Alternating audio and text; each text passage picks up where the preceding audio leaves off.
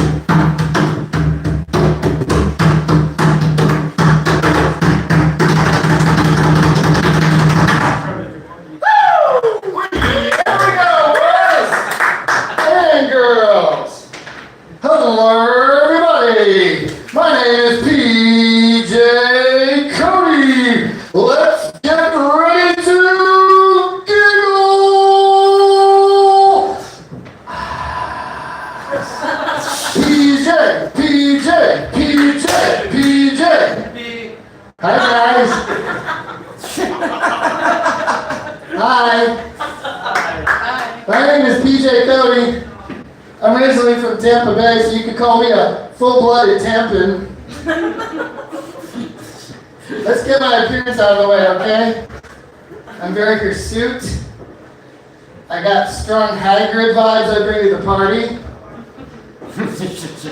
I look like a feral bum won $100,000 on a scratch-off ticket and is 2.5 weeks into a 3-week-long coke and hooker binge in Boynton Beach, where they find my dead body at the La Quinta Inn with my remaining 12 grand under the bed. I look like a cross between Jack Black and Zach Galifianakis. Golly, I'm Jack Black-Galifianakis. Give it up! Yeah. So, I'm a hairy guy. I'm hairy noon and nighty night.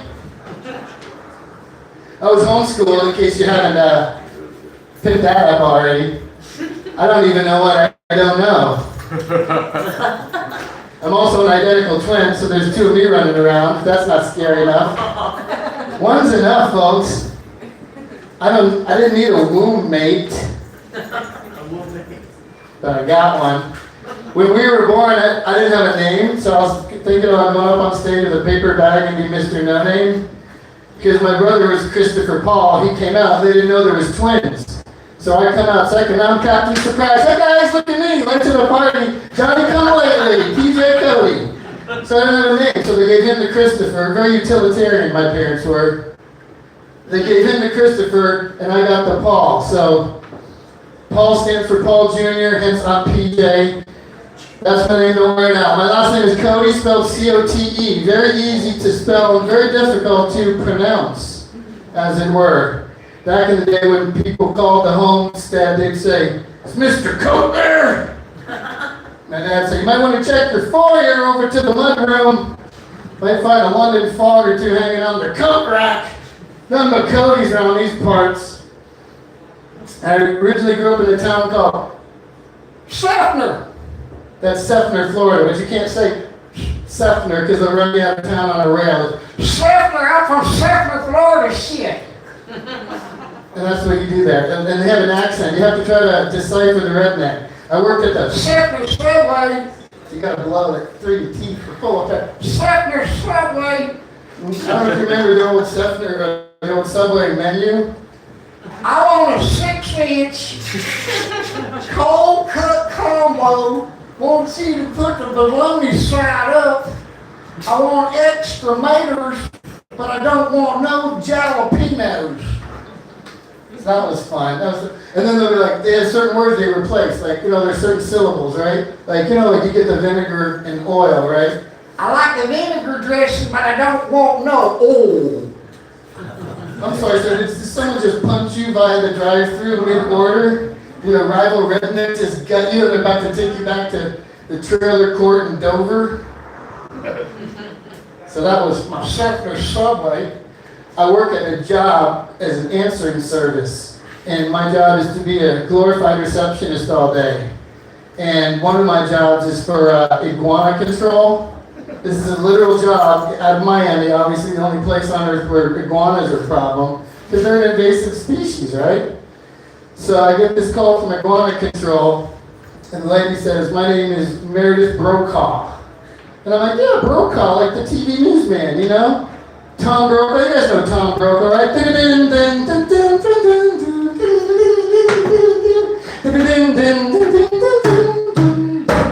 NBC Nightly News with Tom Brokaw. So I met his wife. It's like, I'm married to Brokaw, I'm his wife. I'm like, holy shit. And so I tweeted out, I just dispatched iguana wranglers to the home of Tom Brokaw. And then Tom Brokaw liked that tweet and then started following me. So props to me for making friends with the TV newsman, Tom Brokaw. He's actually a part of the, he's part of the elite. He's an elite character. But just because I'm friends with Brokaw now, I want to do an impression. So I'm known for my impressions I'm going to do. This is my impression of Tom Brokaw underwater. Tom Brokaw underwater here.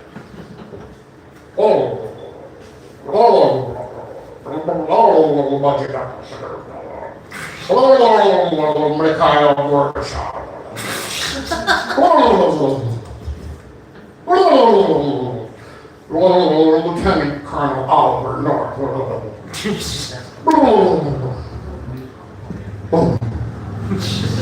Thank you very much. Thank you for that tacit applause. Hey, how come the number 11 isn't pronounced 1T1? Oh my. Thank you. Hey, how do you know your llama is a stoner? He's always like, alpaca bowl. Hey, what do you call somebody who's faking their Parkinson's disease? Michael J. Foe. F-A-U-X, gonna give it to you. What? Right, buddy? Go on! Okay.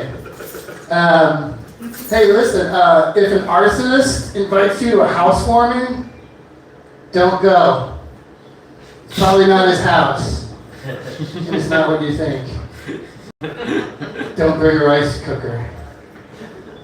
I'm really sad and upset, you guys. You notice I'm wearing a shirt that's too small for me. And the reason I'm doing that is because, Parker wanted to point that out. And the reason I'm doing this is because I have to stop wearing my heavy metal t-shirts now. It turns out I was allergic to the dude.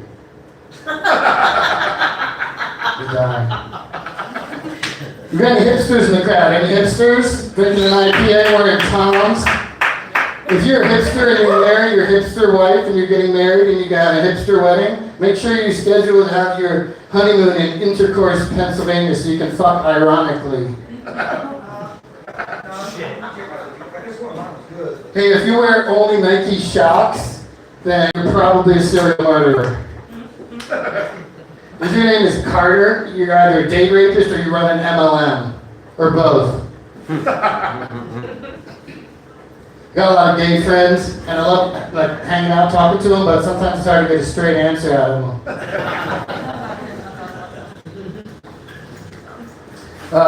My buddy got kind of bummed at me last week. He was kind of constipated. He's like, hey, I'm coming to you, can you help me out? And I smoke a lot of weed, so I suggested this weed-based laxative, and he took it, but it didn't work, and he just got hooked on the weed. That guy couldn't shit or get off the pot, huh? I love how tequila ads are always like, please drink responsibly. How? That's what that joke is. Fucking tequila. Recently had sex with a Jewish girl. This is pretty cool. Congratulate me for that. Having sexual intercourse with a Jewish woman. Fine, don't. It's crazy though, because this is no testament to my prowess, but she literally came after 30 seconds. I was like, God damn, you guys are the chosen people. You got any undercover cops in the house? Any undercover police? Yeah, of course you're not gonna give up your thing, but here's the thing. This joke is based on the premise that, in the movies, if you're an undercover cop, you have to tell me. If you're an undercover cop, you have to tell me. So I gotta ask you, right? So that's based on this premise. Let's say that's true. So we work around that. As soon as you get to the event, the function, when you're undercover, you walk up and you go, hey there, John blah blah blah, police to meet you. Give him a nice shake, And then that way, that works it out. But then, if you're trying to get into MS-13 and you're trying to infiltrate those guys, you have to do it differently. You gotta wait till Christmas and you walk into the party and you go, "Hey, Police Navidad, how you doing?" "Yeah, Police Navidad." That's what I said. That's exactly what I said. Police Navidad. Police Navidad. You know the word. Anyways. You guys ever use the Facebooks? Yeah. Is this thing on? My new kink is to slightly disagree in somebody's comment section so I can get attacked for the next 3 days with ad hominem personal attacks on my physical appearance. But I didn't even say the worst one. Last week there's this person this girl left a comment and this dude commented on her like whatever crazy shit she said. Like, whoa girl, maybe you should check your pH balance before you slide into the DM. I'm not even that hardcore. pH. I think that's a little fucked up, but yeah, that's just me. Anyway, you got any Jeep drivers in the house? Anyone drive a Jeep?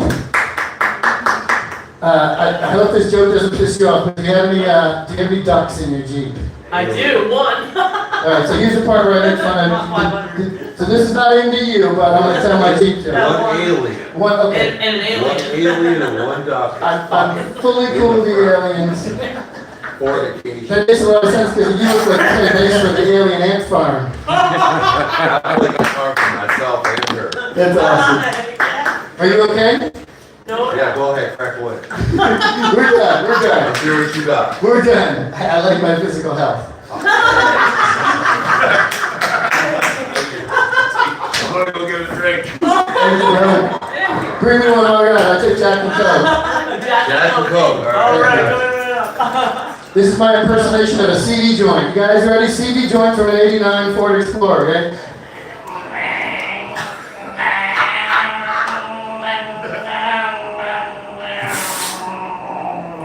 5 in the morning around the fucking corner to wake you up.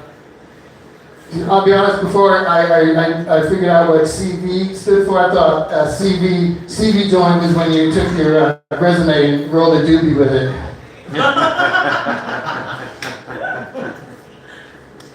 You guys eat British food? Anyone eat British food? British food's not real, right? We're being pumped by the British. That's what it is. They eat cheeseburgers and drink their fucking beer cold just like all of us, right?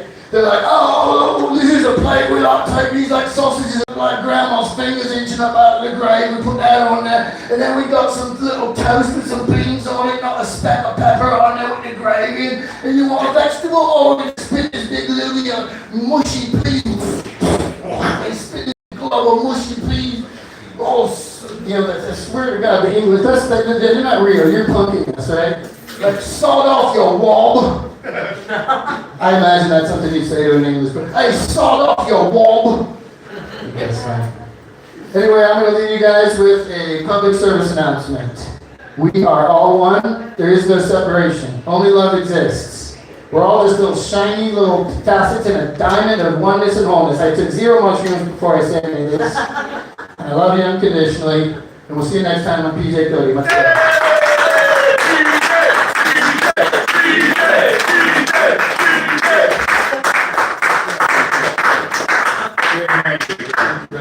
Thank you for the entertainment. PJ Cote. Thank you for joining us for this happy hour of comedy. I appreciate everyone for being a part of it.